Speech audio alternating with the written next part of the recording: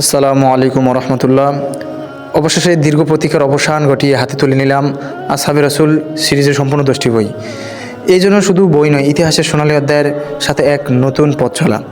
তো আলহামদুলিল্লাহ, আমি ফেসবুক থেকে ভিডিও দেখলাম, একটা অনলাইনে ভিডিও দেখে আসলে বইটির প্রতি একটা অন্যরকম ভালোবাসা, একটা অন্যরকম অনুভূতি জন্মালো।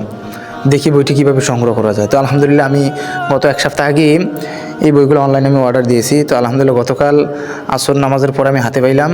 তো এখানে বলতে গেলে খালিদ বিন ওয়ালিদ, আবু বকর, সাইয়েদনা ওমর, আলী থেকে শুরু করে প্রায় 10 জন আল্লাহ রসুলের সাহাবিদের কাহিনী এখানে তুলে ধরা হয়েছে। প্রত্যেকটা বইয়ের মধ্যে 100টা করে কাহিনী, মোট 10টা বই। এখানে 10টা বইয়ের মধ্যে প্রায় 1000টা কাহিনী আছে এখানে আলহামদুলিল্লাহ।